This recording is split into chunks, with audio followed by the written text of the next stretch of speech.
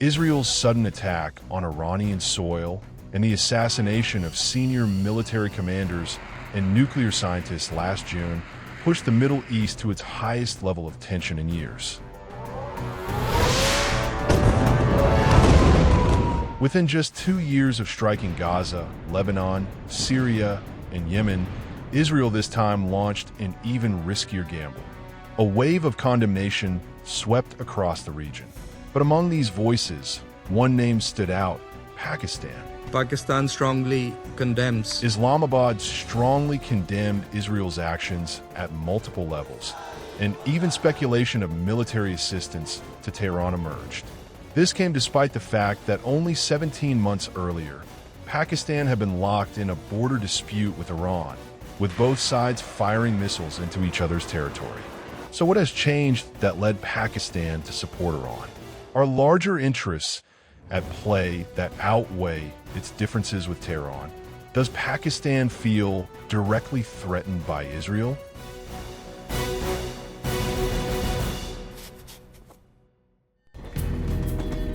Iran was the first country to recognize Pakistan in 1947. It sided with Islamabad during the 1965 and 1971 wars with India. Today, the two countries share deep political and cultural ties. In addition, Pakistan and Iran share a 905-kilometer border in Balochistan, a volatile, porous region where cross-border militant groups operate. Any unrest on one side of the border quickly sparks tensions on the other.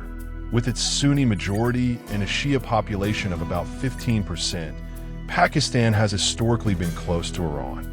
At the same time, a weakened Iranian state and the empowerment of separators in Iranian Balochistan could fuel unrest in Pakistan's zone Balochistan. In short, the stability of each country is closely tied to the others. Still, Pakistani officials, despite strong verbal support, seem not to have gone further. This likely traces back to the deep dependence of many in Islamabad's leadership and military on the United States. On the other side of the story stands Israel, a staunch ally of India. And this support has gone beyond mere words. In May 2025, India, viewing Pakistan's border insecurity and internal strife as the perfect opportunity, launched its missile strikes under the code name Operation Sander.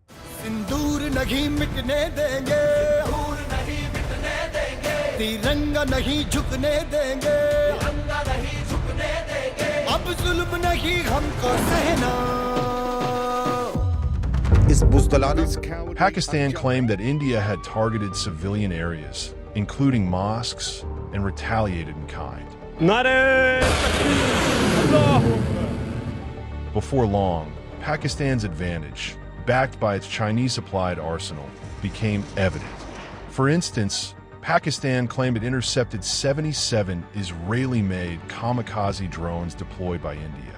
India sources a significant portion of its weaponry from Israel, and Israel openly supported India's strikes on Pakistan. Billions of dollars worth of Israeli defense systems, including missiles and drones, were supplied to India, playing a critical role in the conflict. India is a longtime ally of Israel and has repeatedly supported its military campaigns in Gaza, which have killed more than 50,000 Palestinians. But is Israel's support for India solely about their alliance? For decades, Pakistan has been on Israel's list of adversaries. The mission that we have is to prevent a militant Islamic regime from meeting up with nuclear weapons, or from nuclear weapons meeting up with a militant Islamic regime. The first is called Iran, the second is called Pakistan. For years, Israeli clerics, politicians, and military commanders, and even some ordinary citizens, have spoken of the idea of a greater Israel. This concept extends beyond the historic Zionist borders, treating any state that emerges as an actual or potential power in the region as a threat to Israel's existence. This principle is explicitly outlined in Israel's national security doctrine. David Ben-Gurion stated clearly in this doctrine that Israel must always remain the strongest military power in the region. He repeatedly emphasized that Israel could never allow other states to surpass it militarily. It seems that the issue has little to do with Islamism in Pakistan. What troubles the Zionists is the presence of a nuclear-armed state in the region. Over the past 4 decades, nearly every U.S. president has spoken about intervening in Pakistan, framing it as an existential threat to Israel's survival. During the 2008 presidential campaign, former U.S. President Joe Biden was asked which was the greater danger, a nuclear Iran or an unstable Pakistan. His response: well, they're both extremely dangerous. Pakistan's weapons can already hit Israel and the Mediterranean. Pakistan, for its part, is fully aware that with Israel expanding and consolidating air dominance over Iran, it may soon face this adversary not thousands of kilometers away, but right at its own borders. Although the 12-day Iran-Israel war has ended, whispers of renewed conflict persist. Such murmurs worry other regional powers, including Pakistan, about Israel's growing ambitions. The question remains, will this time the war's scope expand? And will Islamabad take a more serious role in defending its allies to prevent the threat from reaching its borders? Time will tell.